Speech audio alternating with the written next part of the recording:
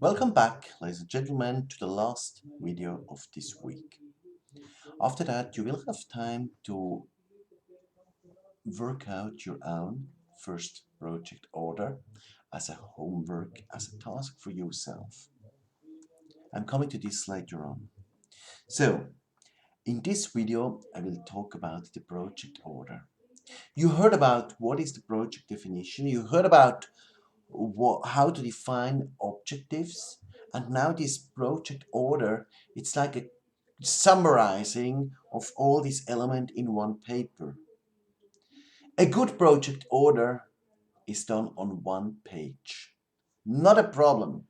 You have to focus on the very important thing and put aside or put in some attachments the less important points. So, what are the elements of a project order? By the way, you find these elements or you find an example on page 5 of your textbook. So, first point of the project is the name of the project. Very often projects are specially named. They get a fantasy name.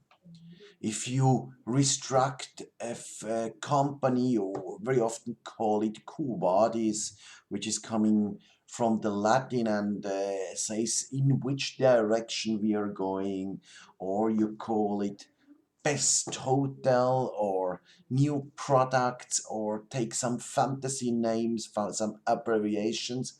If you go for bigger project, sometimes it can be interesting to have even a logo for the project. Once I was running a project with with an international school group. Then the name of the project was, I think it was 500. This was the target number of new international students we focused on. So various ideas you can go. The better the name you create, the more identification you have for the project, the more successful, the more motivation you have from the project team. Very often, we also talk about, we bring in a purpose of the project or the initial position. This is not a novel, it's just a couple of words or sentences why we started this project, why we came up with the idea, what do we want to reach, not an objective, just the background, why we came up with the idea. The reason for this is a better understanding on where we should focus, what are the guidelines for the project manager, and what was the reason to really create this project. Because after a while, after 2-3 years, sometimes it's not very clear where we want to go or why we started any time this project. So this helps a little bit to understand the project framework. Next point, this is now a very important one. This is the objectives. We discussed in last video session about the objectives of the project, so it's very crucial that we define clear, measurable, and defined objectives. You learned in last session how to define objectives, so we don't have to discuss about this anymore. Another point I suggest typically for the project is to define success factors. Think about which are the elements that influence your success to the project. Is it enough resources? Is it to be sure that you hit the market demand? Is it that you can finance the project?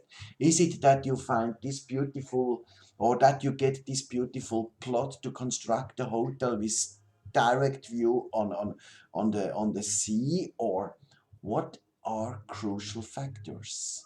Maybe it is that you get the right team, or that you get person XY into the team, which is this beautiful marketer or designer or whatever is needed in your project. On this level, I mentioned many times before, we are not limiting the creativity for the next phase, we are just setting the framework. We define milestones. Milestones are important times or important dates where a project phase is finished. That means a milestone is the end of the phase, and you can't start the next phase before finishing this phase. For example, if you create a new building, you can't start constructing the building before you have the approval from the community to start with the building. So this is a typical milestone to get your building approved that you can start with the construction. Or the finances must be approved before you can start going on with the project or so. So if you define at this stage a number of 3 to 5 milestones over a period of a couple of months to 1 to 3 years, it's more than enough. We just give the guidelines, set the framework of the project, and we are not fixing the whole project. On this phase, it also makes sense to define the project organization. We don't have to write a whole organizational chart. What needs to be fixed on this level is the project owner, who is the initiator, the owner of the project, who is financing the first phase, of course, and we shall define the project manager with the approval. You can define the project team or parts of the project team, but very often this is open and is handed over to the project manager, who can choose and convince these people he wants to have in his team. Of course, we need to define the resources of a project. It's very important, for example, if I start planning a hotel, whether I have 2 million, 5 million, 10 million, 100 millions, 500 millions, whatever. Doesn't matter how much it is. Of course it matters, but it's not so important how much it is. It's much more important how much I have available. And during the project, I have to adapt my activities to the money available. Of course, maybe I have to go back to the owner and say, listen, what you want in the scope of work is not doable with these resources, time, human resources, or money-wise. But this is the next step. Here, on the project order level, we have to define which are the resources available for the project. We also shall define which is the kind of reporting we want to have. I personally prefer a monthly reporting in the project.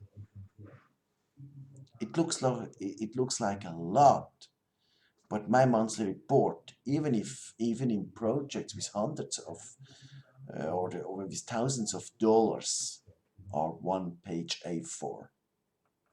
I mention first the activities done, second, chances and risks, third, the next steps. And I can tell you, my owners always like this.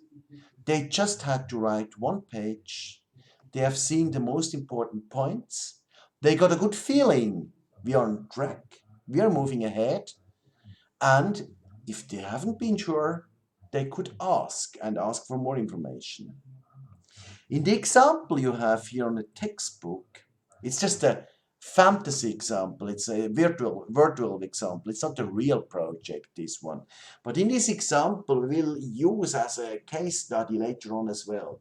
In this example, you see we stick on a monthly report, on a quarterly report, including the finances, a budget, and the annual bigger report with all the information and the elements of the project. Of course, beside the ongoing reporting, we also need to have an evaluation of the project. Project, as you learned before last week, is a unique task. We just do it once, but we can learn out of the project. The organization wasn't useful. The project manager wasn't the best. Or this is an excellent project manager. We need to use him only for project because the benefit for the company is bigger than ever. The evaluation of a project typically has two elements. One element is the verification. The verification says or investigates whether we reach the project goals. Did we reach the goals, the objective we designed? Did we have this 5-star hotel on the beach with 2,000 rooms? And the second element is the validation. The validation shows us, was it right? Or did the market prove us right? You never know in advance. It's always a risk in business projects. So you have the two elements, the verification and the validation. The last phase of the project is the approval. The approval of the project. The awarding body, the board, investor or whoever is approving the project. And at least releasing the budget for the planning phase. This is the moment, ladies and gentlemen, you first can cheer. Enjoy your project. But you're not only drinking, of course, now. I have a homework for you to do. Therefore, the sessions in this week are a little bit shorter. Now yourself, you create for you a project order. You can take the template I showed you in the textbook, or you generate a noun that fits more for you. And you design now a project order as a case study for a project out of your working environment. Ideally, a tourism project, but if you're working in other environment, can be another project. Please define all the elements of this project. You don't have to hand it in, it's for you. You are not learning for me, you're learning for yourself. But you define it for you. You think about every of the elements. And what is very important to me, ladies and gentlemen, if you have any questions on the whole stuff or on any of the points, please put it into the discussion forum and discuss it with your friends. I will link into this as well and we can clear it out. So, I hope you enjoy it. First step and one of the most important steps in project management. Have a great week, have interesting studies, and enjoy it. Cheers.